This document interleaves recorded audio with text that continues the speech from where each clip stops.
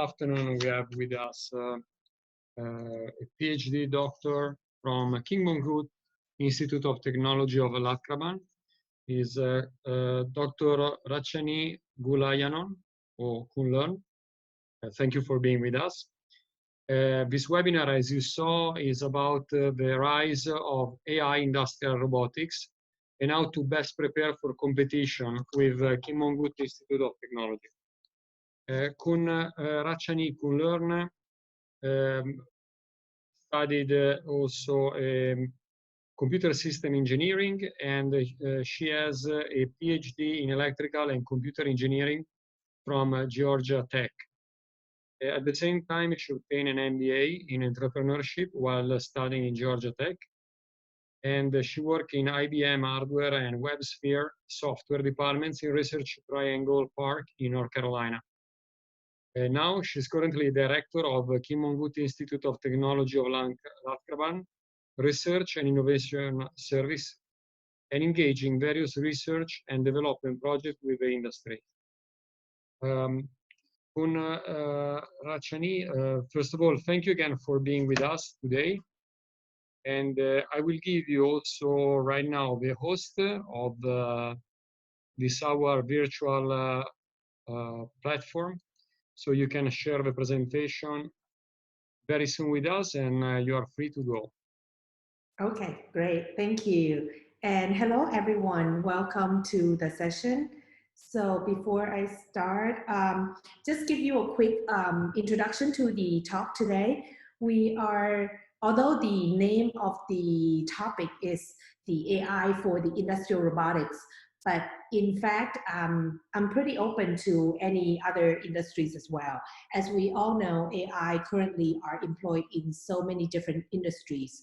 So something that works for industrial robotics in terms of manufacturing or automation will eventually works for other industries as well. And different disciplines within AI can benefit in different ways in different kind of your business, okay? So,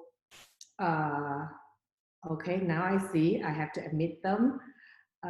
Okay, let me share my screen so we can go ahead and get started with the presentation. You should find in the bottom part, like share screen in green, and you can select your presentation with us. Okay, so just one.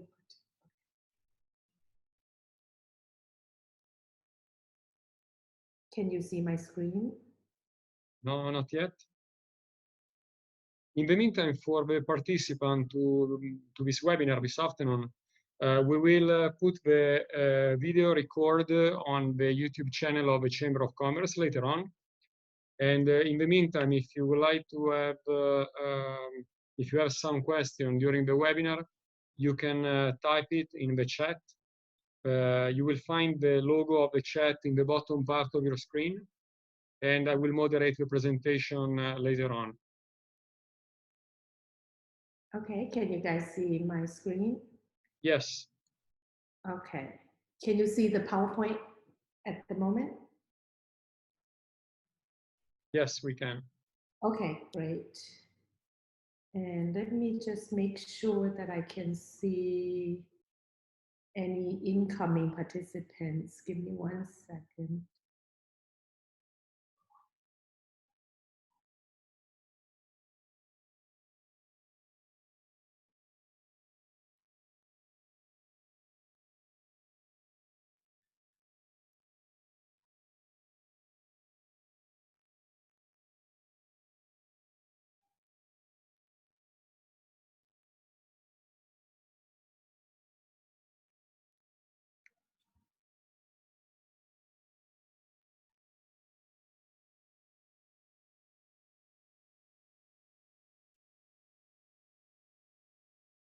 One question that I might have is I might not be able to see the participants that are coming in.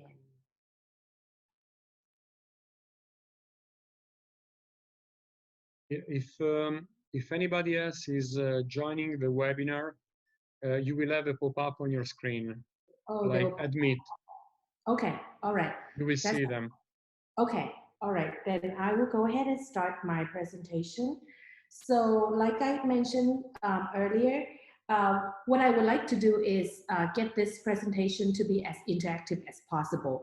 So we have the chat on the Zoom, so we can go ahead and use that. So if you have any comments or questions during my talk for any kind of reason, just go ahead and either raise your hand or speak out, or just leave us a chat, and then I would respond to those comments or questions as we go along. And it will be more fun to listen to what you have as well. Okay, and again, this is not going to be, like I said, AI in industrial robotics is what we are going to discuss today. And what I would like to give a general broad overview of AI in the in terms of industrial automation, manufacturing, but it can also expand to other disciplines as well, such as financial, the service sectors, or even the retail sectors. So we have done a lot of the work with together with different disciplines. So depending on what you're interested in, I'm not limited to just the manufacturing today. So feel free to comment or ask any questions that you want. So the outline, general broad overview today, what we would do is, what can AI do? We hear a lot about AI from the last recent couple years or so, but what can AI actually do for your business? How can it improve the performance or the reliability or safety of the certain operations within the business? And the next question will be, what are the current advances in industrial robotics in automations? Okay, and then the reality check is coming back to industrial automations or industries within Thailand, as Thailand is a quite different discipline or different geography and in terms of technology based compared to Europe or in the US. So we have a slightly different way of incorporating AI and all these advanced technologies within our countries as well. So working with these companies from for the past couple years or so, we starting to realize there are certain advantages and challenges that we have to deal with when you're dealing with integrating these technologies to Thai companies. And then what are some of the best practice cases for AI within the industrial automation? And how can we prepare and then be competitive in this kind of marketing or situation or the technology era of being AI? Okay, so this is the general broad. And again, it's not just the industrial automation that we are talking about. Currently, for example, health tech or fintech, financial also benefit a lot from a lot of these technologies as well. Okay, so this is the brief, what I would consider the general area of research of AI. Okay, so when we're talking about AI, there are a lot of AI. We heard about what we call the machine learning. A lot of people mention about deep learning. People talk about maybe terminologies like image processing, voice recognition, even natural language processing. These are all different disciplines under AI. So the next question will be, what are the different disciplines that you want to incorporate in your business? And different AI will have, different technologies will have different pros and cons to use, okay? And then for the, for industrial automation, for example, we usually have quite a few of the disciplines. For example, we use a lot of sensory AI, such as right here. Sensory AI as the Internet of Things to connect data. So AI is all about how we can utilize data and make them work for us. So sensor AI and getting data from different machineries, from different organizations, pulled together and then predict what the machines or what the operations or what your customer eventually wants is the very essential part of this AI.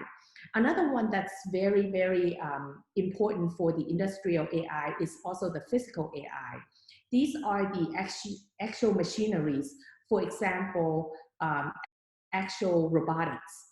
We might have heard of what we call the collaborative robot or cobot, where it would sense a human interacting with the machine. So it will increase the safety working between machine and human being. And also another example of the physical AI would be autonomous car, for example, a drone, for example, something that is physical and be able to think and make decision on its own.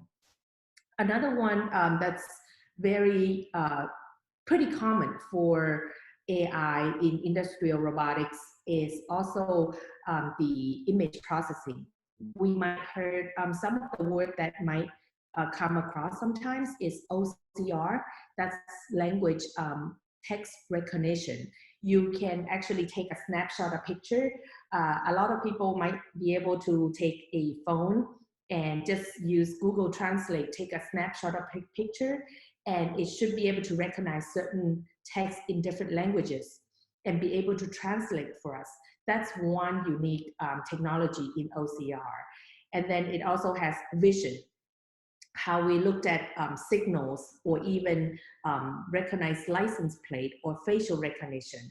These are, believe it or not, also used in a lot of these industrial automation as well, but more for the quality control or quality assurance purposes. So we're looking at the workpiece and see if it has the certain sizes, if it doesn't have any defect before we send out to the customers.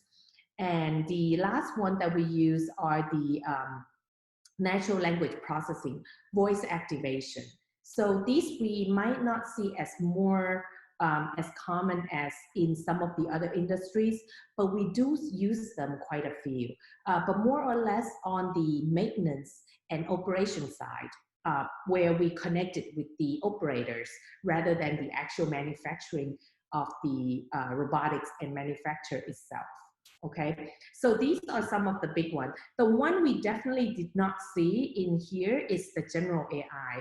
General AI in this sense means Siri or what's a Deep Blue, IBM Deep Blue, where it wants to actually look at, it should imitate a person, think as a person. So those we are not really incorporate into the industries. And as we all know, industries are very into reliability. So anything that's less than reliable, 95 or 98% reliability, it's not acceptable within using for the manufacturing standard, okay? And so basically, just to go back a little bit, AI in the history of research of AI actually exists back in the 1940s during World War.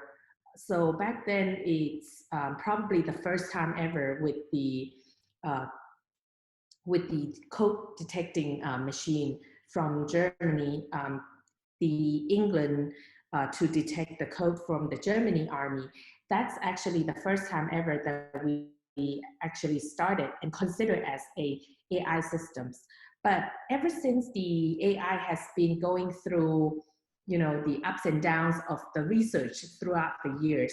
And what really makes AI becomes such a big hit in the recent years is the fact that we actually had two different things going on. Well, actually, I can say three different things going on.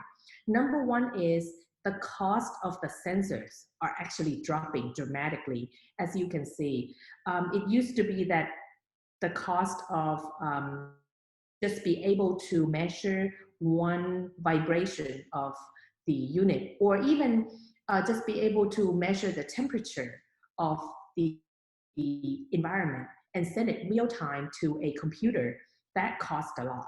And it's cost in the sense of the price and also in the sense of the connectivity. So the internet is slow, the sensor is expensive. So it doesn't make too much sense to actually incorporate AI into using the real thing. But if you look at nowadays, we can buy these low-cost sensor for almost just a couple cents US dollars, okay? And in Thai baht, just 100 Thai baht or so for one sensor. We can afford to dispatch a network of these sensors actually all the way around Thailand, around Bangkok area, or even around the world. And we can also use what we call the open data, where we share the data live.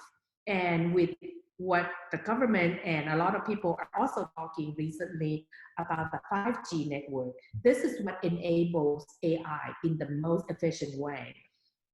Imagine millions and millions and billions of sensors all around the world, and has to be able to connect all together and transfer data real time, so you can get the best insight of what's going on in your business. So 5G is the key, where it will enable the speed of the transfer, data transfer, and also the bandwidth, and then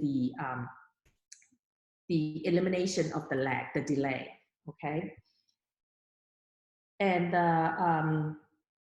so if we are looking at several different disciplines, so we might look at specifically in the industrial automation or the robotics side, but as my team and the team of the robotics over at the university, we have worked with several other disciplines as well. What we have recently worked with the crisis of COVID, we had worked with the healthcare professionals on trying to get AI into the new normal, being the medicine doctors, and take a look at different kind of applications where AI can help the medical healthcare providers to better and more effectively, looked at maybe treating the patients. And in the financial services, we have seen a lot of these examples. For example, blockchain, chatbots, and even the AI for OCR, text recognition, because in Thailand, unlike any other countries, it involves a lot of paperwork. So when you have a lot of paperwork and everyone basically has a slightly different handwritings, it's very tough for the industries to actually get it's very labor intensive to get the information from paper in a handwritten notes back into something that's in a computer base that's more readable. And in the government, believe it or not, abroad in the US and all the way across the globe, there are already applications using AI for example, for the lawyers for cases, okay, and even for contract. And these are some of the terminology or techniques that we use, such as blockchain. And Thailand has been talking about utilizing blockchain for financially or officially certify certain information, okay? And I do have a question, so we might just jump in and out from here, okay? So how is Thailand handling the human capital aspect of AI and robotics? That's a very good question. Thai government actually has a very large program being initiated, and I will mention about that toward the end of my presentation. So just hold on a little bit, but it's a very... Thank you. And then, and then from the energy perspective, we do not directly using AI in terms of the deep learning or machine learning, but we use it for logistics and distribution. So how to optimize, for example, oil and gas, how to optimize the routings to distribute oil and gas across the country in the most effective way. In the energy side as well, there are usage of, for example, AR, VR, augmented reality, mixed reality, and virtual reality for helping the maintenance and operation on the oil rigs, for example. So instead of sending these specialists, flying them from place to place and probably internationally, we can potentially have one expert sitting somewhere, let's say in Bangkok office, and the oil rigs can be somewhere in the Gulf of Thailand and also all the way across the globe. And this expert can efficiently guide, and I'll show you in a video later on how they can guide the operators on the oil rig so they can fix certain problems efficiently right there and there without any problems. In the retail side, this is probably one of the major industries where we adopt AI in the most sense, starting from how to look at the data from the customers and figure out what he or she wants to buy. And then commercially, if you think about how when we search on the web, browsing on, let's say, Amazon.com or other Lazada.com in Thailand, and you have all these ads on the side, as soon as you, let's say if I browse for a laptop, there will be several different brands of laptop on the side that showed up. These are the corporation of AI in the back, where it will go through what I'm looking through and then be able to show or present what is potentially might be interesting to your customers. So this is another way of engaging your customers in a way.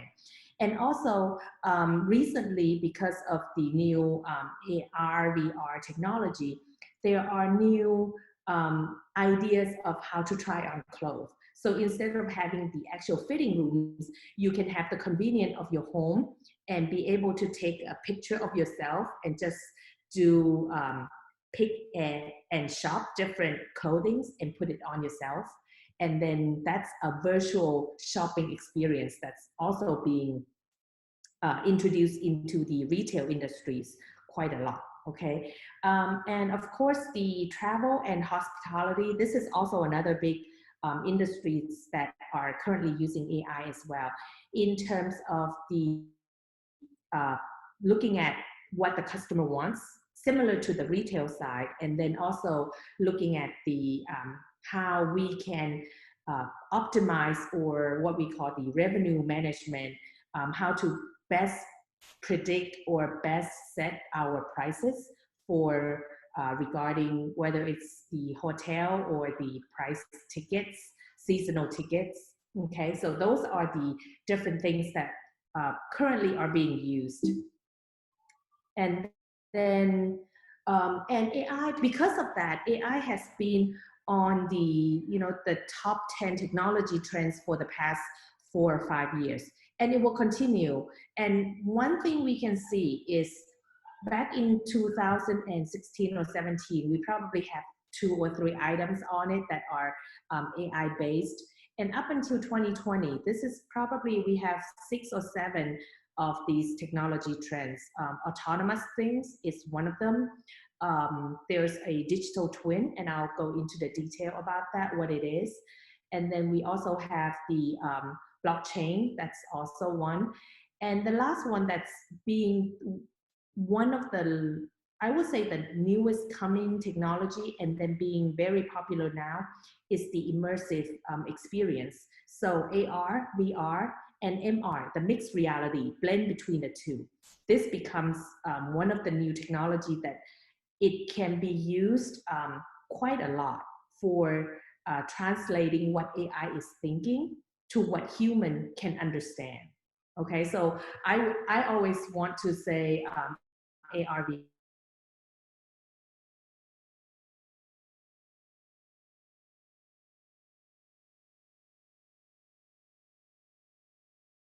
between human. Just to give a quick glance at the investment, what people can do actually in different industries. So as I already mentioned in the previous slides, that retail and actually retail and then the service department are actually one of the highest investments for AI. This is, it has been a consistency for the past 3 or 4 years. And even now, we were just talking with a couple of the companies, the large companies in Thailand regarding retail, and they are, because the COVID-19 outbreak, we are looking into incorporate even more AI or any digital technologies relating to AI to help them to reach out to customers more efficiently and give them the better experience without sacrificing the places or the asset, the real estate that they have to give up because of the COVID. Okay, and then of course the banking and then the transport and logistics. These are also in the middle sectors. The advanced manufacturing is within this, what we call the advanced electronics and semiconductor, this group right here. It's similar. It's not, and I'll show you, it's not as high impact, and I'll tell you why. Because we all think that in industrial automation, we are talking about currently Industry 4.0, and somewhere in the world, we already start looking at Industry 5.0. And believe it or not, in Thailand, we always joke and say, okay, Thailand still, instead of 4.0, we're 0.4.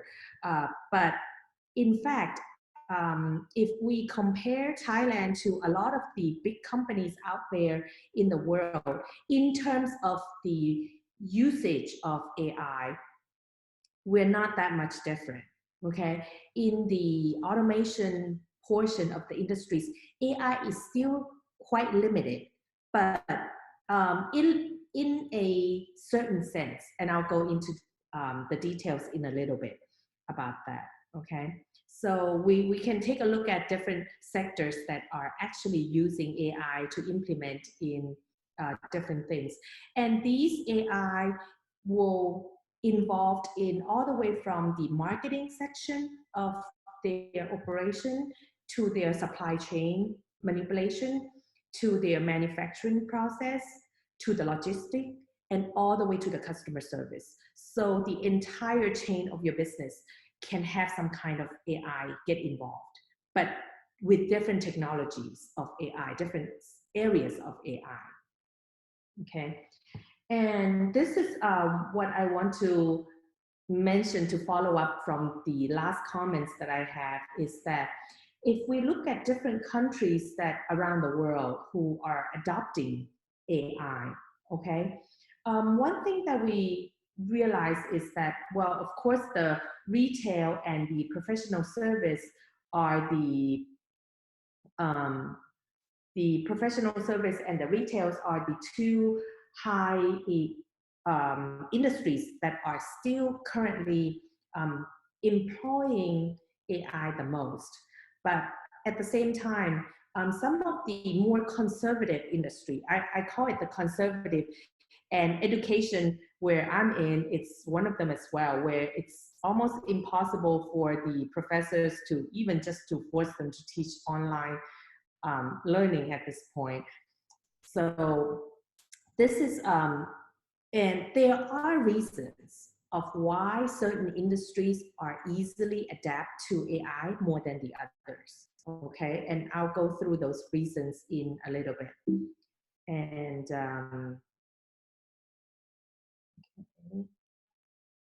And from the AI, the entire AI logistics or operation point of view, there are certain, almost every part of your business can involve some kind of AI. And let me step back a little bit before I go into the detail of this slide. So before I go into the details of this, let's step back and look at the AI, what it actually is. So everyone talks about AI. We think of AI as being intelligent, think like human being, and be able to make decisions just like us, like an expert in the industry. Okay, what it comes down to for AI, I want everyone to imagine that AI make decisions based on data or information. So depending on what are the information that you have to start teaching AI, then it doesn't really matter if the accuracy in which AI can make prediction or make the decision really depends on how smart or how inclusive your data to train your AI with. Okay, so this is where we have to sort of understand before we go into the AI part. So because of this, data is essentially the most important part of having a good AI system. So starting from the supplier, how can we, so I'll give an example of a large sugar manufacturer in Thailand. So every year they have to buy out sugarcane crops from different farmers across the country. But because of the weather in Thailand, so certain region might have a good season, where certain regions might not have as good of a season as the other one.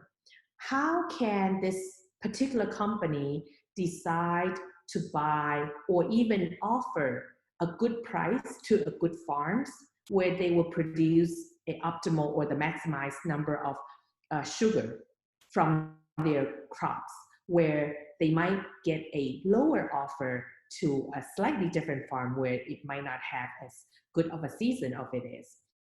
So normally in the back, several years back before the AI-based era, they usually goes out and just buy they based on historical data. So based on what happened last year, if the crop last year was good, then this year they will make a good price offer to the farmer. If last year's crop is bad, then this year they will get a lower offer number. But with the AI and the whole industry data connection, what happened is we can essentially put in these low-cost sensor at the farms where we potentially want to buy crops from. And these sensors will collect data, for example, the moistures in the soil, the number of nutrition the farmer actually gave to the crops, and then look at the different sensory data. Then the system can eventually learn if this is an environment where the crop is grown, then it is most likely that this crop will generate the large revenue in terms of sugar for the company. Therefore, the company can offer a higher price based on current sensory data rather than last year's historical data.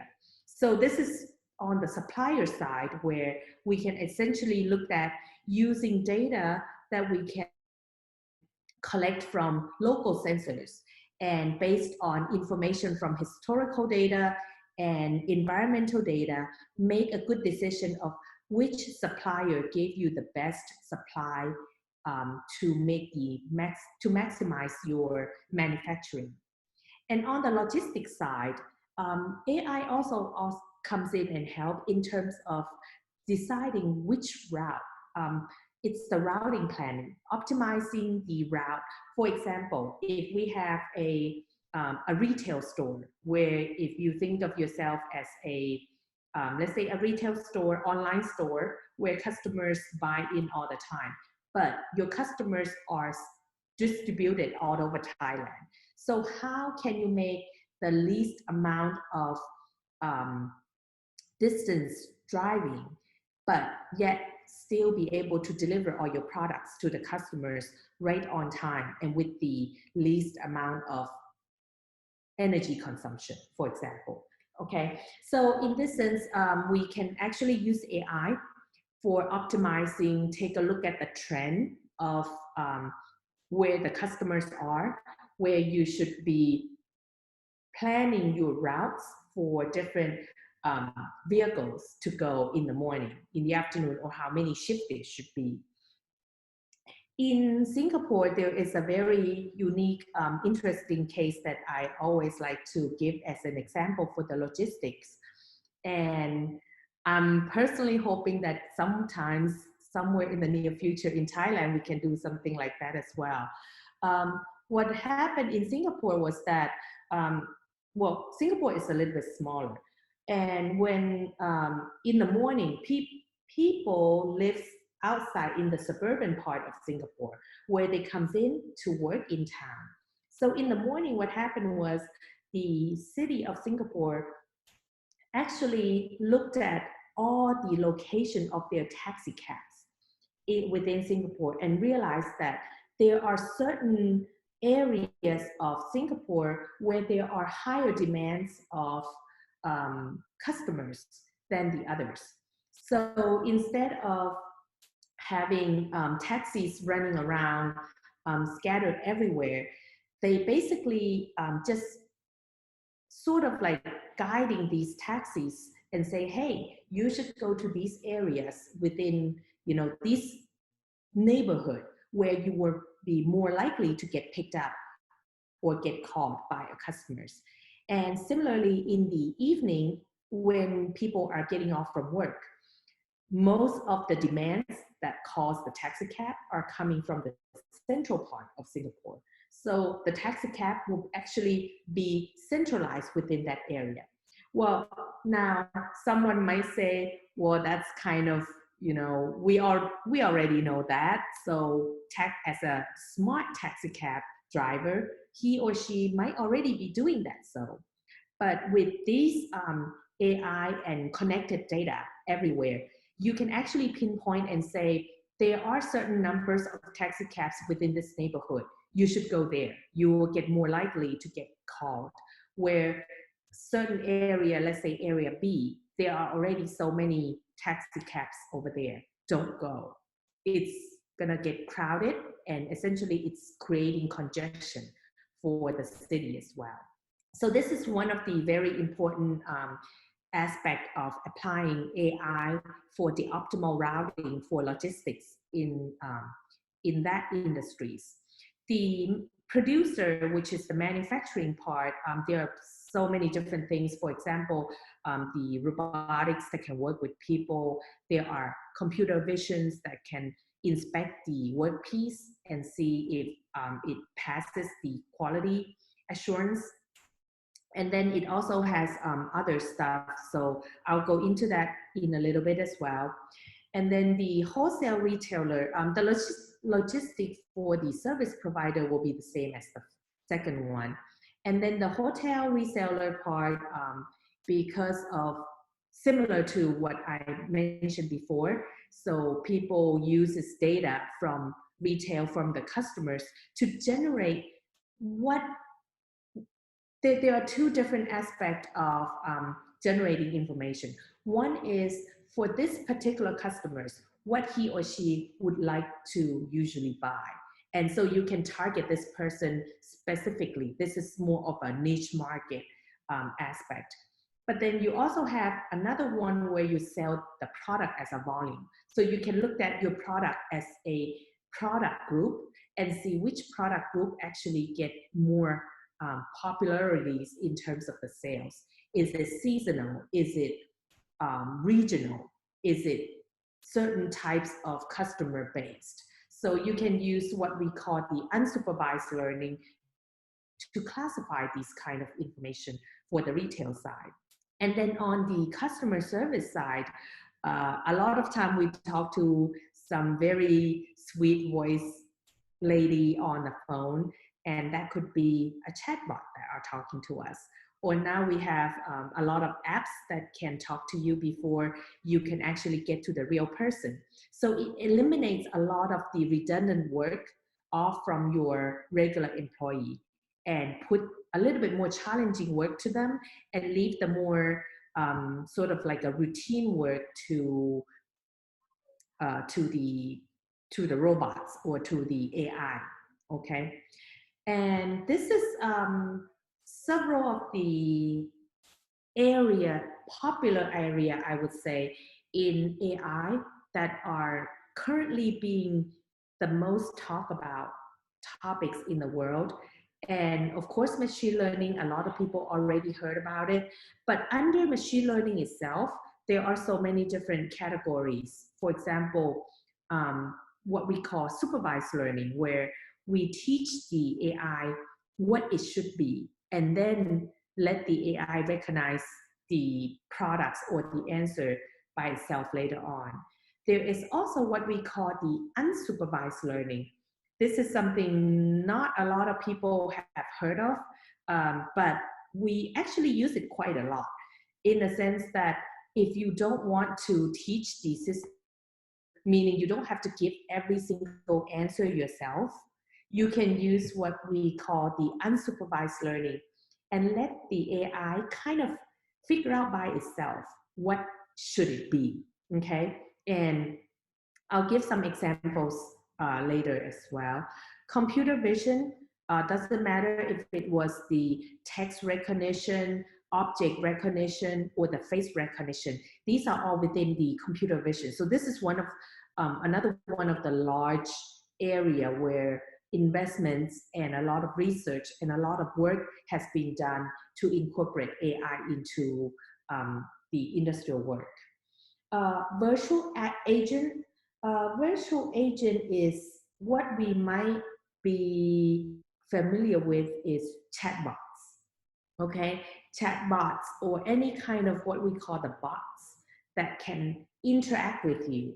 Okay, it could be chatbot itself, it could be Google Home, or it could be Amazon Alexa that can talk to you, sort of like your personal assistant. Okay, so this is a smaller area of investment, in the sense that by itself, it's an interface between AI and the actual human being. But what's very important about the virtual agent is that how can we make the interface reliable and more flexible for different kind of, let's say, language, different facial expression, or different even voice tone, or even different kind of commands, wordings, for example. So I might want to turn on the lights in this room, and I would say, turn on the lights. Someone else might say, lights on. So how can you tell the difference between the two? So these are, besides the virtual agent, we also use what we call natural language.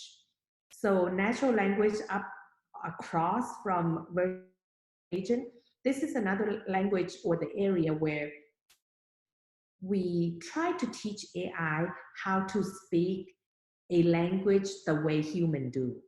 Okay, so how do we speak language?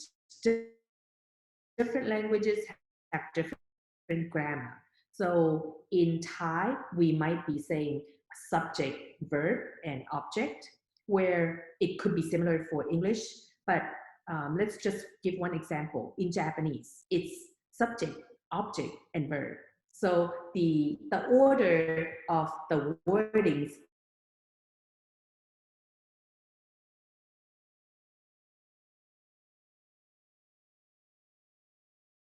my language in English understand what I'm saying, where this same AI should be able to understand a Japanese speaking person and be able to understand what he or she is saying as well. So this is a very challenging and very interesting area of research, which is the natural language. And it also includes people with different, slightly different accents as well. Okay, and that's also included in here. The smart robotics. Smart robotics in this sense, it doesn't just include the robotics in the manufacturing plant. So we no longer just talk about everything in the factory. We also think about the autonomous car, the robots, AGV that automatically guided through with the line on the floor, or it can be guided from a certain sensors somewhere, either on the floor, on the wall, or can be even on the ceilings. Okay, and the smart robotics can also include what nowadays a lot of people abroad especially, but in Thailand we're starting to see trends more and more now, is the exoskeleton. So how can we support, we don't use it in the sense of someone who's either old or paralyzed, but we use exoskeleton in the sense of how to support current workers where they can lift heavier objects without hurting or harming their physiques, not hurting their back. Okay, so that's another area of the smart robotics that we are also looking at. The autonomous car is also another autonomous vehicle, autonomous vehicle which can include the autonomous car, boat, submarine, or even drones. So all of these are considered anything that make a decision all by itself. It's also within this, this area of research. And it is quite, it's quite large in the sense that if you compare to all the numbers, all the circles in this diagram, it looks quite small. But if you look at the amount of the investments or the effort that people are putting into this area, it's quite large for how much we are actually using. The reason being that we are, as a researcher, we foresee that if we can successfully develop these autonomous vehicles to be more stable, more reliable, more safe, it will revolutionize the way we make logistics. So for example, we will no longer need buses anymore. So instead of having big buses where one bus, one driver, right? So now we can have a couple of the minibus or a couple of the larger taxi cabs to sort of on demand and send people around the cities without taking up a lot of spaces and wasting a lot of energies of the gas consumption that we don't want to. So there is a reason behind why we are also looking at the autonomous vehicles as one of the large interesting area for the AI adoptions as well. And so this is, and I'll share this slide with you, don't worry. So this is actually what I had the information from the McKinsey report.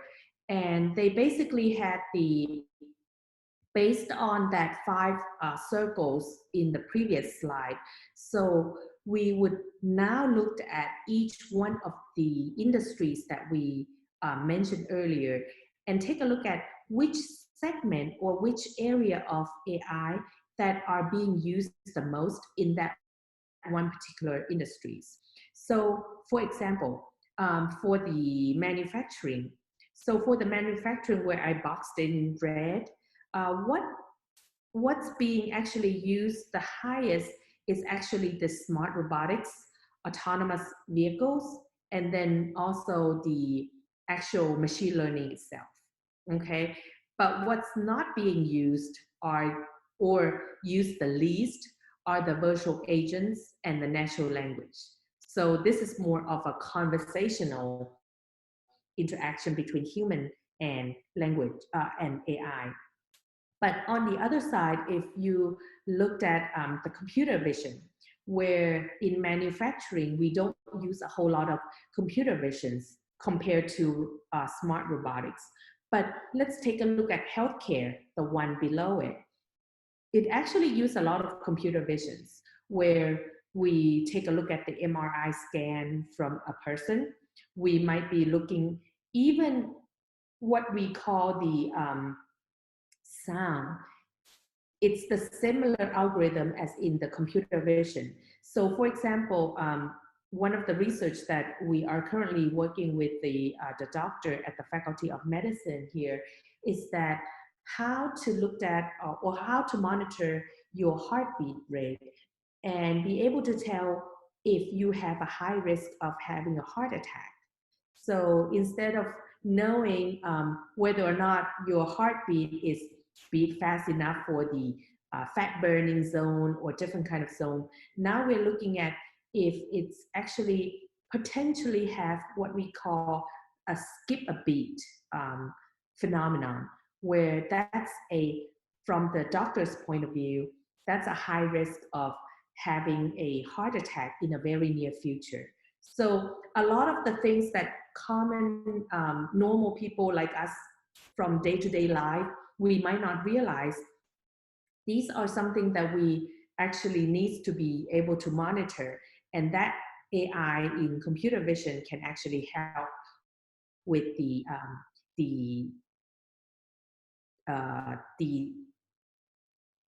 measurement or the inspection of the thing as well. So some of the coming back to the manufacturing side. Okay, I do have one question. So let me answer this one before we get to the next part. So is AI something that can be applied in the nanotechnology? Yes, actually, nanotechnology and AI actually works together in a sense. We do have, back when I was studying abroad, we did have a couple of the researchers at the research institute at the university work together with, it's the AI engineer and then the nanotechnology engineer, where they made a nano coatings for your clothes, where it should be able to protect you from heat when it's necessary, but then it also should provide some breathable material when it's not. So I would say AI and nanotechnology work together in several of the industries. Another one that's quite interesting, might not be the nanotechnology level, is AI in the medicine in terms of the pharmacy. So the idea of having vaccination for or any cure for a disease is essentially creating a certain protein of your medicine where it can wrap around the shape of your the virus or whatever the bacteria was, and then be able to eat it up. So surrounding it with a certain structure of protein. But the protein for every medicine has a certain shape because of the certain chemical composition. So one of the idea that the researchers currently are working in some of the well-known institutes in the world, what they are thinking is also, how can we make this protein that made up for vaccination be able to adaptive, meaning the shape of the protein, be able to adapt automatically to the bacteria or the virus itself. So if we can do something like that, where AI can teach the protein to form its own form once you digest the medicine, then this one particular medicine can actually help with several diseases. For example, I don't want to say it's coronavirus, but let's say virus or bacteria of any kind, plus its similar symptoms, similar genes or similar strain. Okay, so instead of one medicine for one disease, then you can have one medicine for several diseases that has a similar symptoms or similar virus or bacteria structure. So AI and nanotechnology definitely work together. So I don't know if that answered the question. If not, then please feel free to just jump in and also ask in person as well. Okay. Any questions at this? There are some questions on the top, Rutchanee. At the very beginning, there was a question from Mr. Modi Nitin asking, it would be great to hear your insight on how Thai companies and organizations adopting RPA and specifically which business processes they have been adopting. Following this question, Mr. Roberto Scaramuzza had expanding the question of Modi, more than focusing only on RPA. The question could be, what will be supported by Thai government and companies, especially in this particular period? In advanced countries like Japan and Korea, robots are still a no discussion subject because of the labor market, other than the cost. Thanks. Okay, so the first question first, inside of how Thai companies adopting RPA, I would say the Thai companies that I know of, let's group them into two different groups, okay? One is the large corporations, where this group has the resources to hire and the development team. Another group that I want to focus is the SMEs, which is the larger part, the larger numbers within Thailand. And if you're talking about the RPA, the robotic process automation, the larger companies already have them inside. And many of them that I know of already either have them already or in the process of developing them. The SMEs, however, they don't have the resources and they don't have the enough expertise and enough resources to bring in the RPA. So the challenge for if you are looking at adopting RPA in Thailand, I would say it's within the group of the SMEs.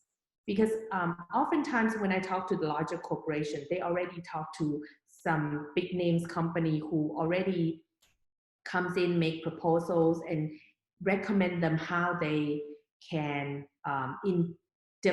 design and develop their RPA systems.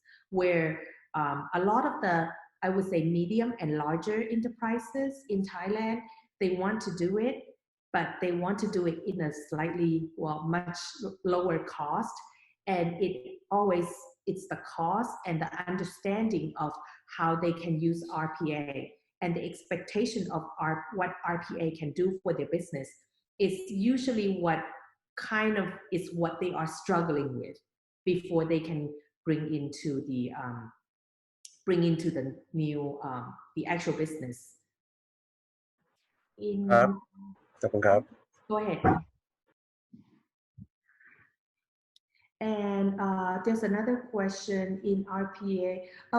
And then regarding how the government will support that, I would give me 1 minute. There's a couple slides toward the back where I would summarize for you what the government currently has in line currently in terms of the support for different aspects of adopting AI. Okay. And then I do see one question. It's RPA. Yeah, RPA is robotic process automation. Okay, and you can do it as easy as from Excel and Microsoft Office all the way to the more fancy one where you can do chatbots and different like Google-based or Amazon-based fancy RPA. So depending on what you're looking at. So one thing that I wish that we could reach out to the SMEs in Thailand much more is to be able to let them understand what RPA can do in a simpler form. Because oftentimes what their requirements are not that complicated. We can get away with just writing a simple codes in computers, or we can just use their existing Excel sheet or Microsoft Office resources to develop RPA for them. So it can be a combination of both and make it low cost. So let me just give you some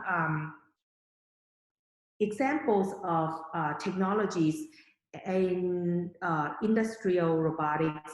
And it can be, just feel free to ask, for example, RPA or any kind of technologies that you're interested in as well, okay?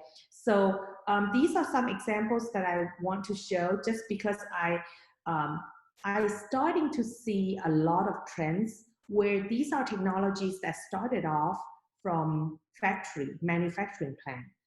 But essentially, at the CES, the Consumer Electronics Show recent years, I starting to see the trends where these robots are starting to become lower cost, and they will slowly become a consumer product rather than a industrial product.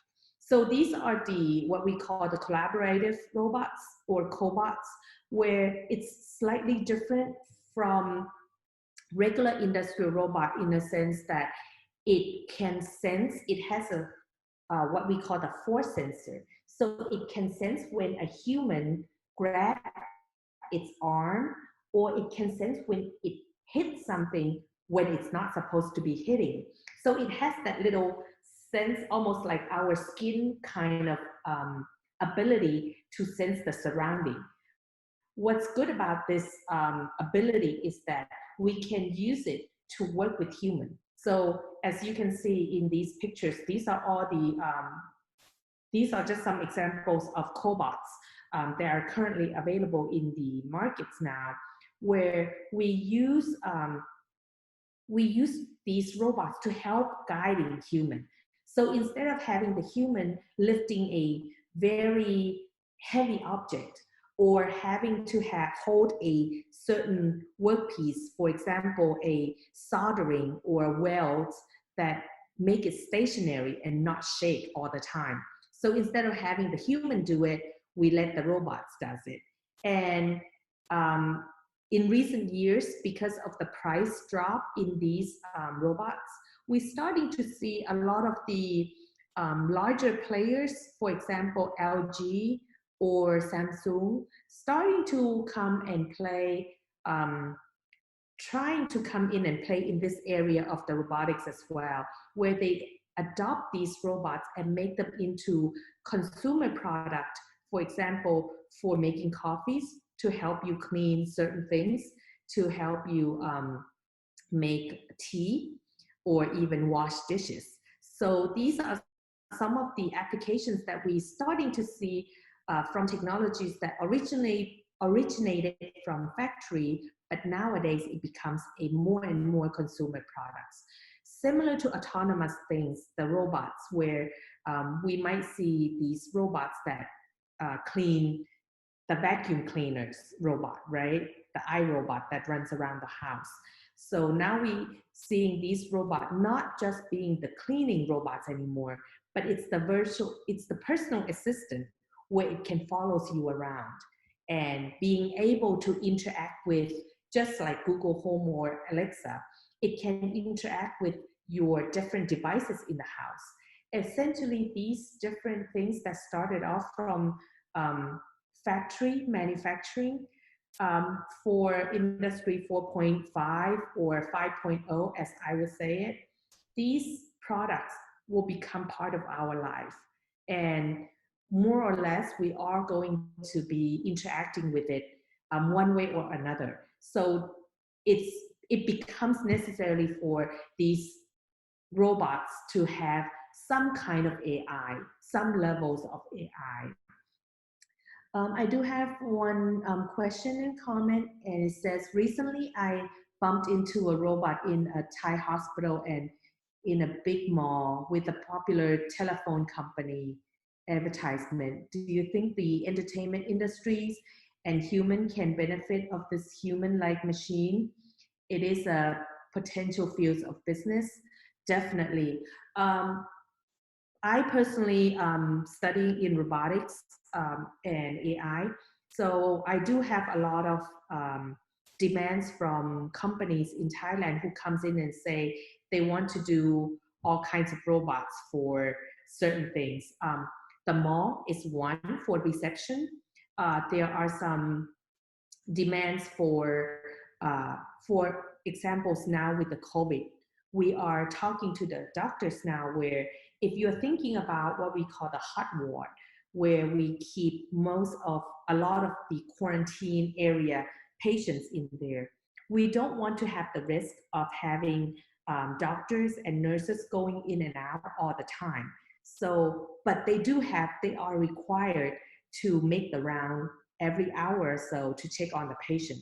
So how can they take on the patient without risking their health and benefit.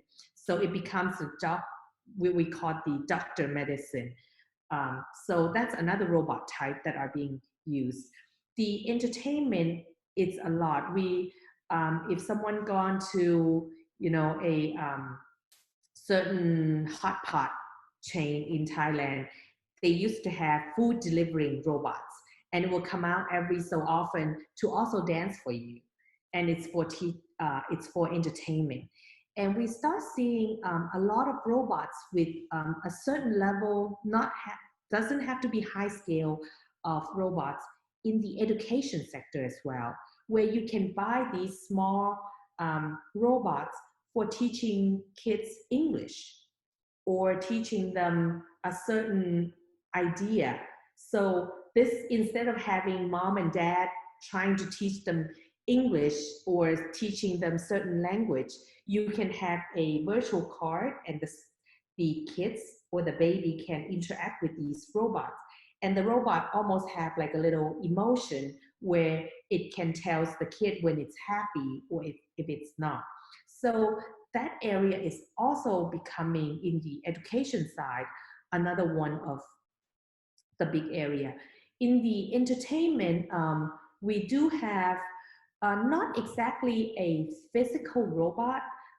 We do have requests for example, making an AR, VR, a virtual reality agent where it can interact with you in the mirror or in a screen or do some kind of interacting. That we do see. We do see security in the robot. So there are many applications or industries where robots can go. The questions now is that robot as a physical robot is quite expensive. So in order for it to be able to think, that's already add on to the AI, which is the development and the training of that AI. But you also have to be able to control it with a certain precision. So that becomes also a higher, more expensive cost for the robots as well. So oftentimes when the customer comes to us to want to ask if we can develop a certain robots for them, my question with them first is that, what is your expectation of the robot? Can we get away without the actual physical one? If you really want a cute robot for interacting with kids, yes, that's one example of you definitely have to have a physical robot. But if you don't want, for example, if it's a security robot, can we get away without one and incorporate AI into existing CCTV, for examples, and make it be able to turn around automatically instead? It will be much cheaper. So this is, so many industries that potentially can use robots, but is it suitable? Is it practical? That's a different question that we also have to compensate between the two, okay? And I like this, a lot of questions. Thailand is coping with COVID extremely well. Yep, we are very lucky. Do you think this social distance situation will push institute like King Mongkut to develop new areas of support for local and international companies? Yes, definitely. So ever since the COVID crisis, we already started what we call the COVID Foundation, where in one day, currently we have about 40 million Thai baht donation alone. And we also matching with our own funding from the university to develop different kind of technologies and support. So at first we are going to support all the necessarily the urgent one, which is the hospitals in Thailand. But currently we start supporting some of the immediate needs. For example, the police stations where they can't stop servicing, us people, but at the same time, policemen are one of the high-risk group of occupations where they might be contracted with the disease from the contact with several people. And also we are now also looking with the what do you call those, where the lawyer goes. The word just slipped my mind. So Courts? yeah, the courts, thank you. Thank you. So we also looked at the several courts where we develop new technologies for them, where it can protect the lawyers and the witnesses and different people within the stands, because they do have a standard set of stands, and by law they cannot move these to be social distancing. And right now we're starting to talk to, for example, dentists. Believe it or not, dentist is another occupation where they are at high risk of contracting these disease because of how close you have to be close to people. And that will also go to the beauty industries as well. So we are developing new innovations to help with them, along with the other ones as well, like retail. This is another big area that they are coming to us. The hotel and real estate, because we definitely, after COVID, we have to rethink about the design. This might not be as obvious as AI, but the design, the whole lounge, VIP lounge, for example, the movie theater, it also have to be rethink. So we might not see the big movie theaters anymore. China just had recently, I just saw this morning, where they had a micro experience of theater where it fits about 5 or 6 people, sort of like your own living room with the professional sets of TV and sound systems where you can enjoy with your friends, but still it's a new experience of going to the cinema. So something like that we are starting to look into, and we would love to, we as academics, we love to just solve problems, but the problems the one that we come up with by ourselves are not practical. So oftentimes we work together with the industries and listen to what they want, and then we come up with these solutions for them. And another one is, as a foreign chamber of commerce, we are addressed by companies in searching talent and skilled workers in Thailand. Do you think Thailand must still cover a gap in science? Which are the countries you believe might be partner in the developing scientific skills for the generation of Thai scholars? Well, actually, my answer wouldn't be which countries, but which sectors are we partnering? Currently, we are partnering with, so as King Mongkut or any other universities in Thailand. So first of all, let's step back a little bit. Looked at Thailand as a country, we are much more on the manufacturing side rather than R&D side. So a lot of the high demands for workforce within Thailand are the skilled workforce for practical work, practical engineer or even technicians rather than the high-level R&D people. So because keeping that in mind, what we did, and many of the universities with the guiding of the government, we start collaborating with the large companies or even just companies within Thailand. And these can be Thai companies or international companies where they comes in with their solutions, with their technologies.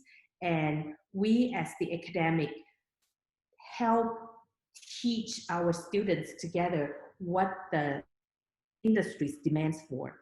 So what we do is we take the requirements from the industries, and then we also give, together with the company, we teach our students the hands-on experience.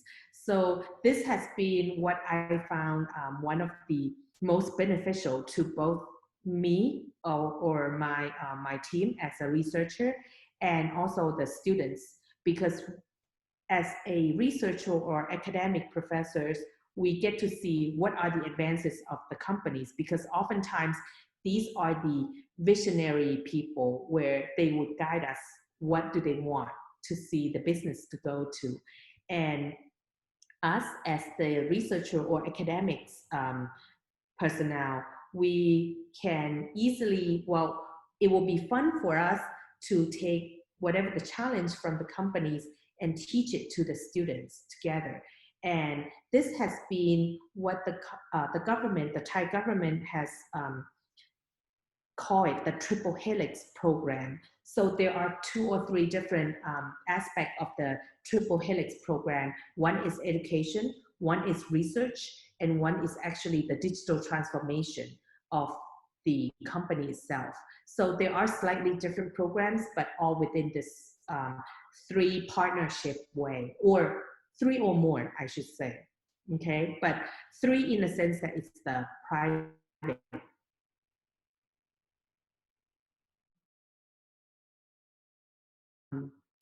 I hope that answered the question.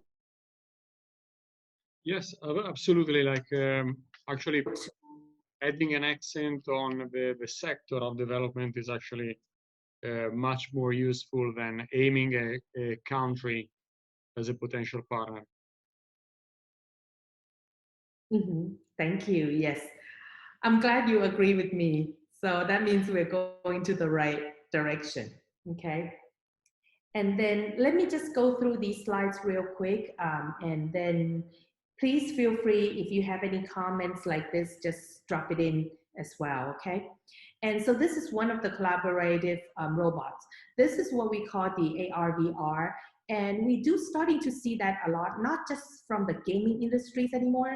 VR used to be starting from the game and education industries, but nowadays we use it for training purposes. We use it for maintenance. So I do have a couple videos in the next slide that I'll show you.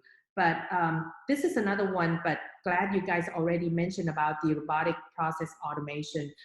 This is another one that a lot of the large company or medium-sized company starting to look at, because it can automate a lot of their process front ends, especially the sales or the customer service side, and especially the financial and the accounting side as well.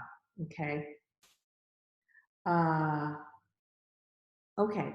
And then let me just give you a little area of, this is something we did, one of the examples of the AI with predictive maintenance. And instead of knowing or taking your machines offline every so many months or so many years, we actually use AI to predict how many days or how many weeks or years it has left on your machine. So that means you can run as long as you want before we run to a break of the machine, okay? And this is one of the examples of,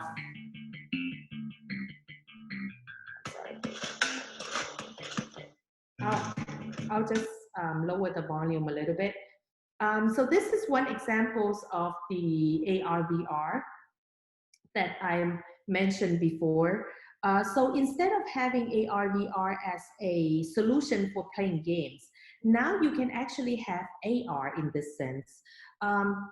So this operator is not as expert as this particular expert sitting in a central control room. So using the smart glasses or the HoloLens, he or she can actually get guidance real time from an expert sitting elsewhere on how to fix the machine.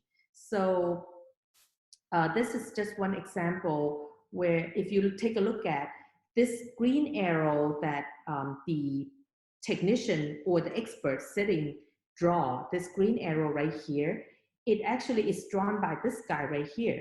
So what the operator sitting in the front can see, he can actually see that green arrow through his glasses real time. So instead of, if you imagine when you're fixing or installing some machine, instead of having to go through it all,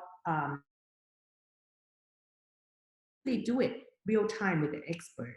So similarly in here, you can actually take a look at quickly you know, what should be done, where should be putting the different parts to, okay? And so this is one big potential of the market segment of AR, VR now. And a lot of the large company that I've seen, not large company, I'm sorry, a lot of the startup companies are actually getting into this area of industries much more. So instead, they started off as gaming experience, and now they are into the training experience in the industries. And the last one, I can leave these slides for you guys so you can take a look at. But one thing that I want to leave this before I will start the question and comment section is that the AI has limitations. So don't take AI as it's as smart as a human being. AI at the most is smart as a 6-year-old boy, okay? So there are some limitations. What are the limitations? Keep in mind, AI is smart as the data you train. So as long as you have a large varieties, diverse data sets to train your AI will be smart. If not, then your AI is going to give you some very weird results. Another thing is AI is actually very labor intensive in the sense that when you are training AI, you actually have to manually label and say if this is pass or fail product, or if this is good or bad. So this requires manual labeling. So that's very labor intensive itself. Another one is AI is a black box. And this is the one key reason why when I started off this presentation, I said AI is not that utilized in industries, in manufacturing, for example, because AI is such a black box that sometimes we cannot as a programmer go in and debug and explain to you why AI make this decision. It learns on its own. So oftentimes you can't explain why, and as some very sensitive or safety dangerous area, we would never apply AI into, okay? So these are some of the important one. Now, one of the things that I've seen as a lot of the corporation, why they cannot adopt AI successfully, I would say successfully, is number one, they did have a pilot project and it is successful.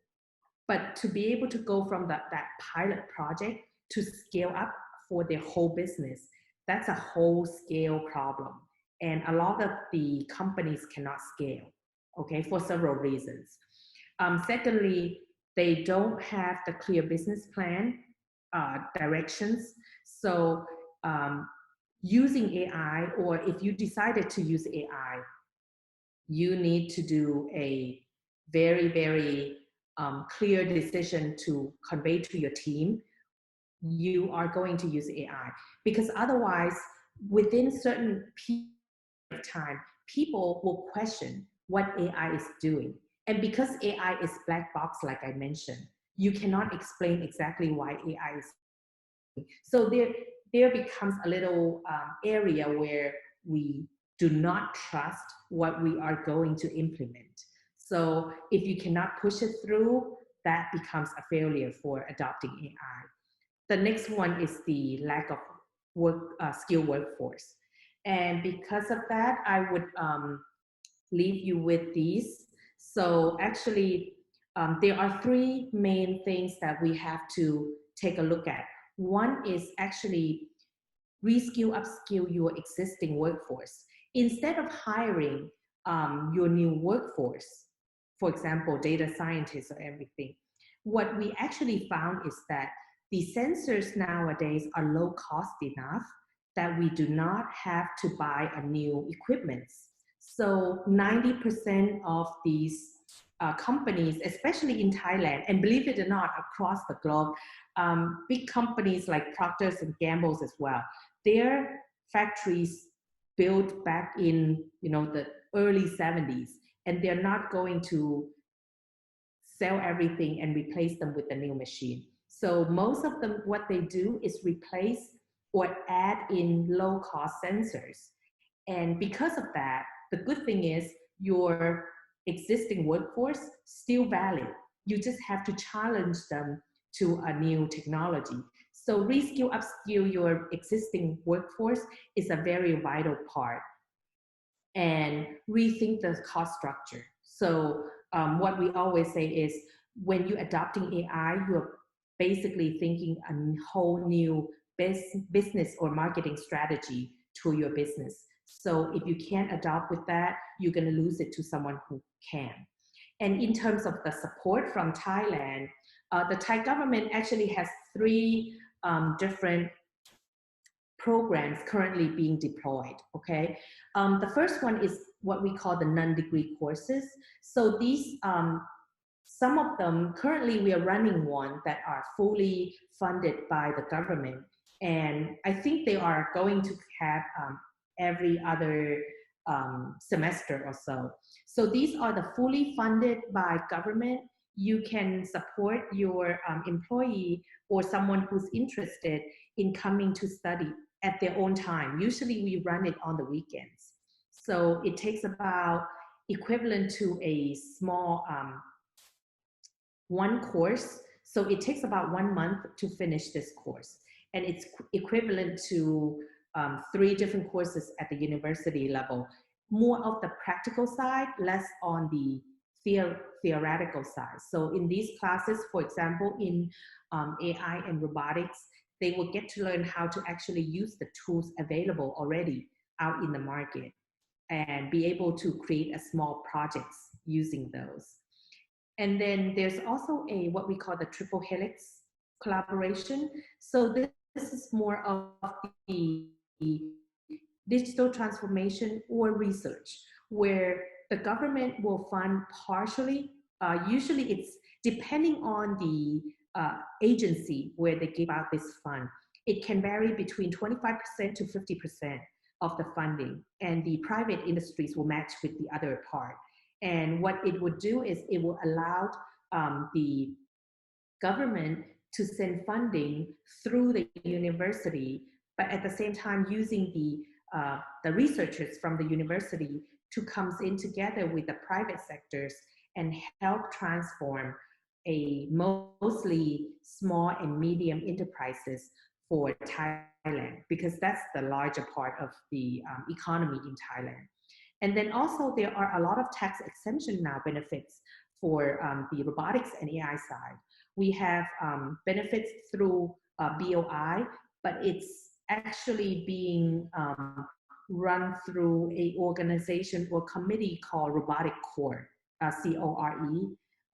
So this is the Robotic Core initiated by several of the university representatives who are specialized in robotics. And what BOI does is it will give the company benefits for either bringing in experts from abroad or bringing in parts that cannot be manufactured domestically in Thailand and without any tax. So that can give you a large benefit in terms of if you want to create a new manufacturing line or create a new business. And other than that, there's also other benefits, for example, the smart visa, where you can do a one-stop service. We actually, DIPA and NIA had their local office in True Digital Park and also in Ladkrabang area, where you can just stop by, and they encourage especially AI companies from abroad to come in and set up an office in Thailand and do their business there as well. Okay, so these are some of the examples of what the government has. So I know I'm running a little bit over with time. So I'll open up with maybe I'll give the host back, and I'll listen to any comments or questions if you guys have any. Thank you a lot for this extensive presentation, Dr. Rutchanee. We really appreciate the insight, very interesting. And yes, I will invite the audience if you have anything to ask. You can also raise your hand by using the reaction in the bottom part. Oh, I see you raise your hand. Okay. But however, during the presentation, there were several questions, and perhaps we can wrap it up. And I would like to thank you, Dr. Rutchanee, in the meantime, for giving your knowledge, sharing your knowledge, your experience with us. And for everyone that participated today, we will broadcast this video webinar on the YouTube channel of the Chamber within a couple of days, so it will be available. And Dr. Rutchanee, of course, feel free also if you would like to share your presentation or partially your presentation with us. We will help the audience to receive your contact. Among the participants, there are also people working in manufacturing locally in Thailand. So we are very glad for this opportunity that you gave us. And Thank you. And I hope I answer all of your questions. And if not, just feel free to contact me. Okay, very well. Okay. Thank you and have a good afternoon. Thank you. สวัสดีครับ ขอบคุณครับ สวัสดีครับ